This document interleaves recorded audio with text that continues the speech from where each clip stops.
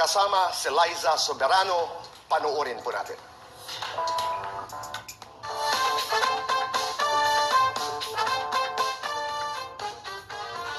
Liza, maraming salamat. Thank you po, Tito Boy. Thank you for doing this interview. Of course.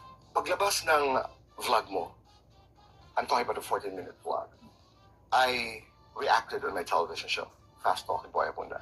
Ang kaibigan kong James Reid reached out. Nag-usap kami.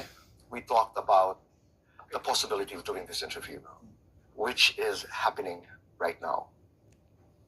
Ang dami nang nangyari. Ang dami nang nasabi. Right now, why did you decide to do this interview? Why? Honestly, at first, ayoko po. I didn't want to do it because I didn't feel the need initially to further explain my thought process. But I started having feelings of regret because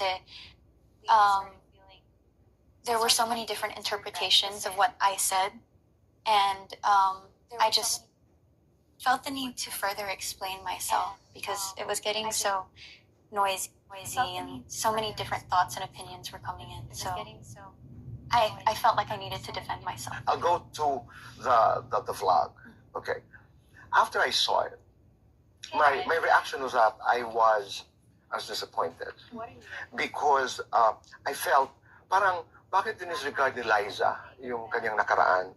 It's okay to rebrand, it's okay to redirect, but don't forget where you started, because you got to where you are because of the people who helped you, because of everything that had happened. I remember saying, good or bad, got you to where you are today, and nothing is ever wasted. And then I said, journey in gratitude. Para sa mga fans, para sa mga managers, para sa mga taong sumuporta sa'yo. What was your reaction? Na-hurt ako kasi feeling ko of all people, ikaw yung makakaintindi.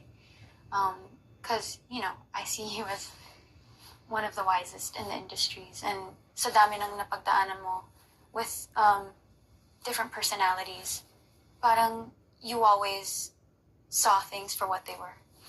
And parang ang paniniwala ko, your judgment isn't clouded by the noise of the media, by what the fans say. So parang I felt misunderstood by you. But then nung nag-usap naman kayo ni James, he talked to me after and inexplain niya sa akin yung thought process mo about everything, and I understood your point. It really did make sense to me, and so yeah, that's why I wanted to have this conversation with you. But, right. Yeah, we can come to terms. Thank you, and I wanted to share with you my thoughts. Kasi ang nakausap ko lang si James. Wala akong masyadong alam about the nuances of your story. All I knew was, I remember saying on the show, gusto ko magsalita bilang manager. Ang naranasan ko kasi, pag halimbawa nag-uumpisa ka, and then pag swinerte meaning everything worked, you know, the hard work of the artist, the hard work of the managers, the timing was correct. Lumalaki yung artista. And then I call it the power base shifting. When an artist becomes bigger, the dynamics changes. When you became one of the biggest stars in this country, didn't the dynamics change? Hindi ka ba nakapagdikta, nakapagsabi na ito ang direksyon ko, ito ang gusto kong gawin, ito ang gusto kong puntahan? Didn't it happen that way? I would say the power dynamics did shift a bit. Naranasan ko naman na I was given some right to kind of approve certain things that were going on in my career, but I was never empowered na mag-isip on creating or sharing ideas of how I could bring my career, grow my career, or bring it into a different direction. Parang before, concepts, movie concepts, endorsements were always pitched to me, and they would give me their recommendations. And for me, nag-start po kasi ako na bata pa lang ako, and wala po talaga akong alam sa entertainment or showbiz. And all the knowledge that I have now came from my experience growing up in showbiz. And so everything that I knew was based on what other people in the entertainment industry taught me and what the industry demanded from me. So even my perception of things was all dictated by what I grew up in, the environment I grew up in, and the experiences that I had. So yes, I may have made some decisions for myself. I may have agreed to doing certain things, but I wouldn't say that they were completely my own. Kasi I had fans to cater to. I had a family to provide for. I had people in the industry that I wanted to impress or make proud. And so I didn't grow up learning how to choose things for myself and really, deciding on what I want. It was always dictated by, would people think this is what's right for me? Ang dating sa akin kasi ngayon, Liza, is that creatively, you wanted to do more. Oo, ipinipitch. Oo, sinasabi sa'yo. But in spite of hindi masyadong pinakikinggan ng boses mo pagdating sa creatives, am I getting it right? Yes. At what age was this? 16, 17? When I started realizing na meron akong mga gustong gawin, when I started having, kind of using my voice and asking for certain things, it didn't start till after I left Darna, actually. Pero, Which was what? How many years ago? Mga 2019. 2019. Okay? Yes. So before that, tama ba ang pagkaunawa ko na ginagawa mo lang lahat ang sinasabi sa'yo? Opo, kasi masunurin naman ako. And Correct. Oo. alam ko that everybody that was part of my journey, everybody that I worked with, Tito Oji, ABS-CBN, Ken, the management, they're all knowledgeable in what they do. They're all very experienced in showbiz. At And they know ina-acknowledge mo yan na natulungan kanilang lahat. Opo. And up until 2019, nakikinig ka lang, pero hindi ka nagsasabing, hey guys, I'm thinking about certain things. Hindi ba? Hindi po.